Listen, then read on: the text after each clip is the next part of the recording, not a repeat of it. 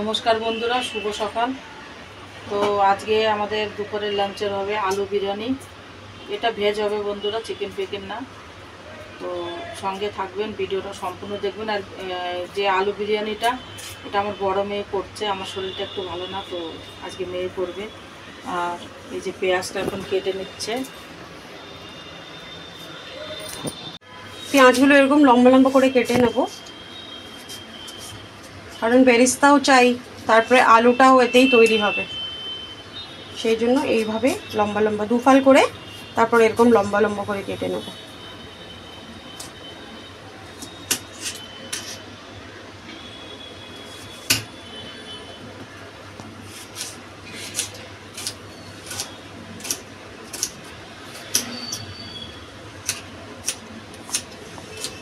এখন আমরা আলুগুলো এই সাইজের কেটে নিয়েছি বিরিয়ানির জন্য। আমাদের কাছে বড় আলু ছিল, সেই জন্য। ছোট থাকলে আপনারা পুরো গোটা আলু দিতে পারেন। এবার আমরা এই যে পেঁয়াজগুলো কেটে রেখেছিলাম, এই পেঁয়াজগুলো আগে ফ্রাই করে নেব একটু। তার জন্য এই যে সাদা তেল দেওয়া হচ্ছে, রিফাইন্ড তেল যাকে বলে, আর সামান্য একটু ঘি দিয়ে দেব। দেখুন, তেল যে ঘিটা একসঙ্গে দেওয়া হয়েছিল সেটা গরম হয়ে গেছে। এবার আমরা এতে পেঁয়াজ দিয়ে দেবো।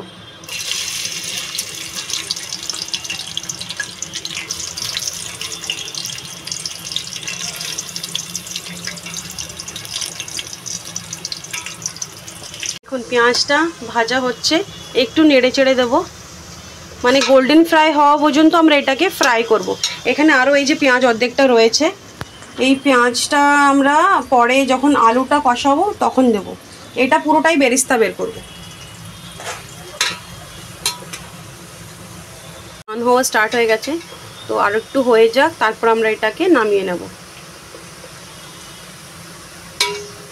গোল্ডেন ব্রাউন হলে আমরা এটাকে নামাবো।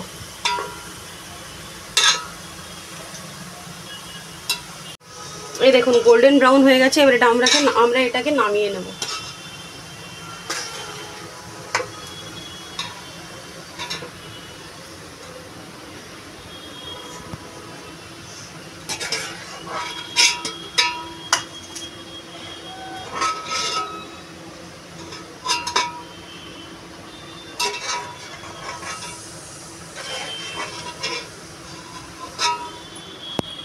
এবার আবার দিয়ে দেবো বাকি পেঁয়াজগুলো।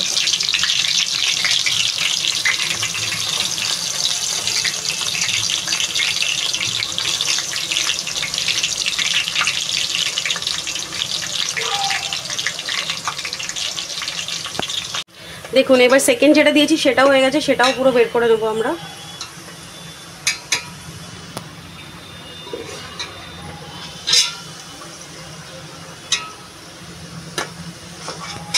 যে তেল ঘিটা ছিল আমরা একেবারেই দিয়ে দিয়েছিলাম, আর এক্সট্রা তেল কিছু দেবো না। এবার এই আলুগুলো যে কেটে রেখেছিলাম এগুলো দিয়ে একটু ফ্রাই করে নেবো হালকা হালকা।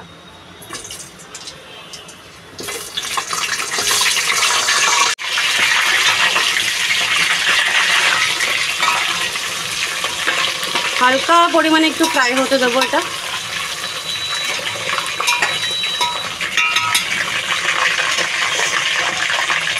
মিনিট একটু ফ্রাই করে নিয়ে এবার এতে দিয়ে দেবো জল।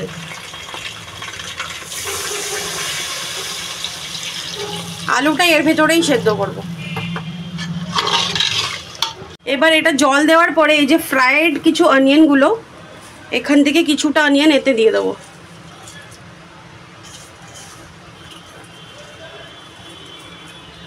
এতে দিয়ে দেবো লবণ, কারণ আলুটার ভেতরে লবণটা না গেলে না আলুটা একদম ব্ল্যান্ড লাগবে, টেস্টলেস লাগবে।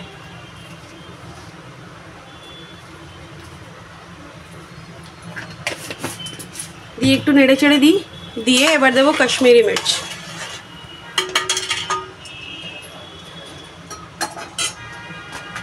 কালারের জন্য।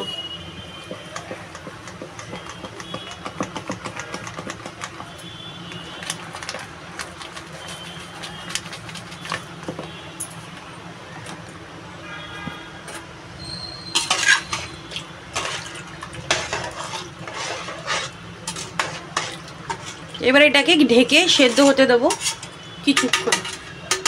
রসুনের পেস্ট করে ওতে একটু স্টক মতো বের করে নিয়েছি, মানে ওটাকে একটু জল মিশিয়ে ভালো করে গুলে নিয়েছি। এটা এবার দিয়ে দেবো, একটু ফুটে এসছে, এবার এটা দিয়ে দেবো। এতে পেস্ট দেবো না, কারণ পেস্টের একটা আলাদা টেস্ট আর এই স্টকটার একটা আলাদা টেস্ট।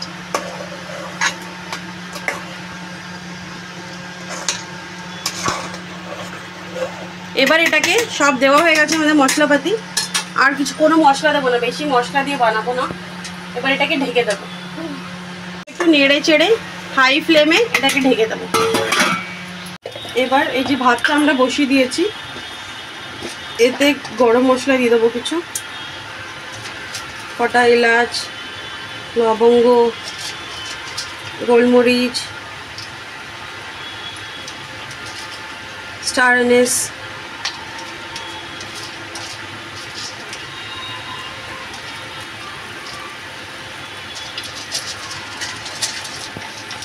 আর একটু সামান্য জিরেও দেবো সঙ্গে।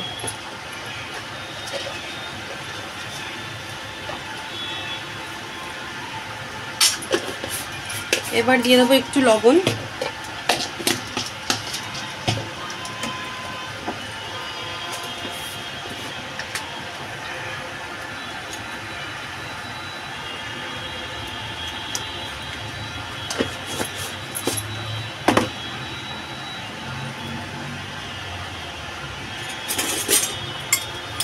একটু নেড়ে ছেড়ে দেবো, ভাতটাকে হতে দেবো। 70% কুক করতে হবে এটাকে।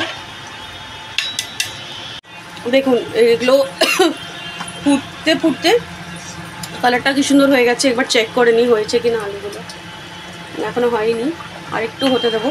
এই জলটা প্রায় শুকিয়ে যাবে যখন আলুটা সেদ্ধ হবে, এই স্টকটাতেই আলুটা সেদ্ধ করতে হবে, তাহলেই টেস্টটা ভালো আসবে আর কি। এই চালটা ভাতটা হয়ে গেছে, আমরা এবার চালটা ঝরিয়ে রেখে নেবো আলাদা করে। এটা আবার ফুটে গেছে, এবার আবার একটুখানি গোলমরিচের পাউডার,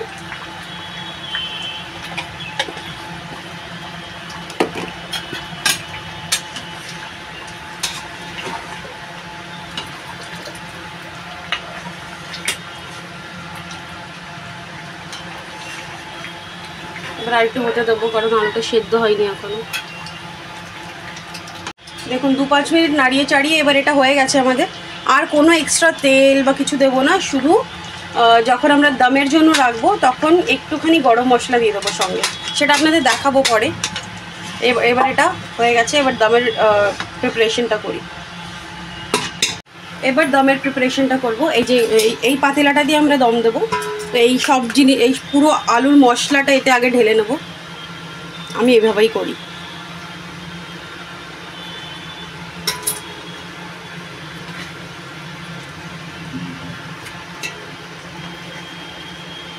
এইভাবে আমরা চিকেন বিরিয়ানিও করতে পারেন,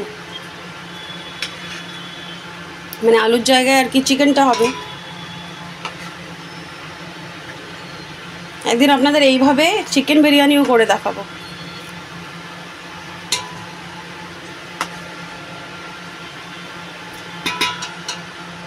এবার মশলাটা তো নিচে, এবার এই যে তেলটা এটা আমরা আলাদা রেখে নেবো, এটা পরে দেবো ভাতের ওপর দিয়ে কালারের জন্য। আলাদা কোনো কালার ইউজ করবো না আমরা এতে। এবার এই মশলাটা এতে ঢেলে দেবো। অনেকে ভাবতে পারেন যে এত তেল কেন এতে, কারণ ভাতটা তো নর্মালি আমরা সেদ্ধ করে নিয়েছি। এবার ভাতটা যদি কম তেলে যদি তৈরি করতাম এটা, তাহলে অনেক মানে শুকনো শুকনো মনে হতো, আর বিরিয়ানি মানেই মশলা তেল।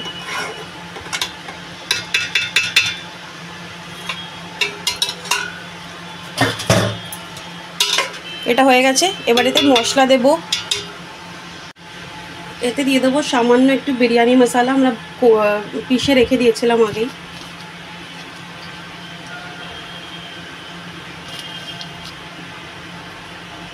আপনারা জানেন আমি আগে কোনো মশলাই দিইনি, শুধু গোলমরিচ গুঁড়ো ছাড়া, সেই জন্য এতটুকুনি দিলাম, কারণ বেশি মশলা দিয়ে বিরিয়ানি ভালোও লাগে না। এর সঙ্গে একটু দিয়ে দেবো কেওড়া জল।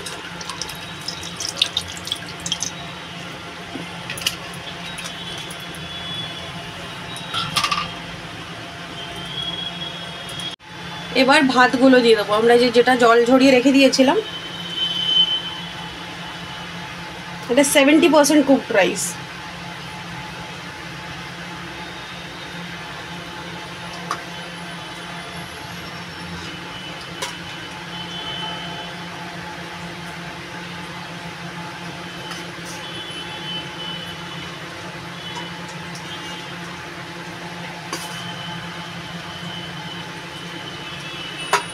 যে ওই তেলটা কালারের জন্য আমরা ইউজ করব। এই যে এটা হলো আমাদের বিরিয়ানির কালার, এছাড়া আমরা কোনো কালারই দেব না।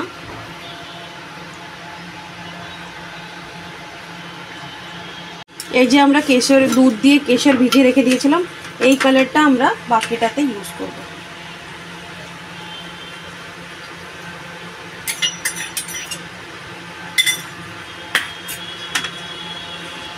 এবার বেরেস্তাটা উপর থেকে দিয়ে দেবো।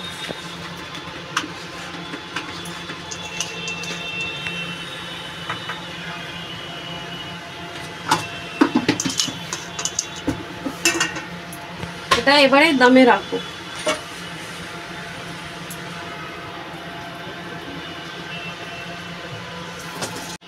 এবার আমরা এটাকে সিল করে দেবো দমে দেওয়ার জন্য।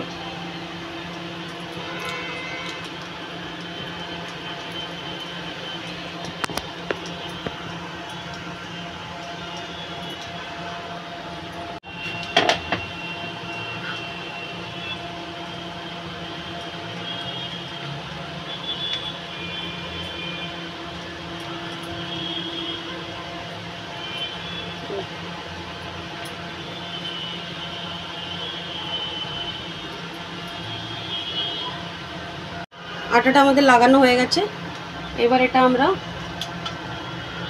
দমে বসিয়ে দেবো।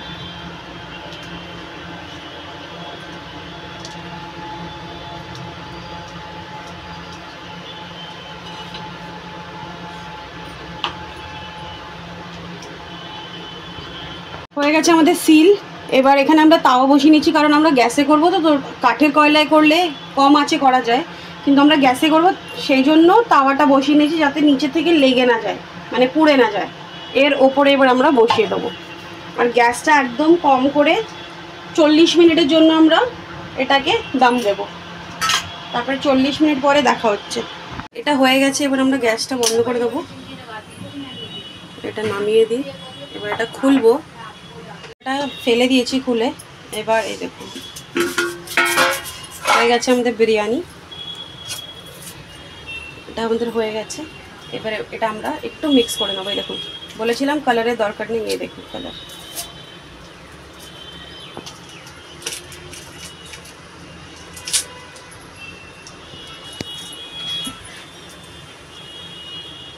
সবাই এভাবে বাড়িতে একবার বানিয়ে খেয়ে আমাদের কমেন্টে জানাবেন যে কেমন হলো খেতে। একবার নিশ্চয়ই ট্রাই করবেন এটা।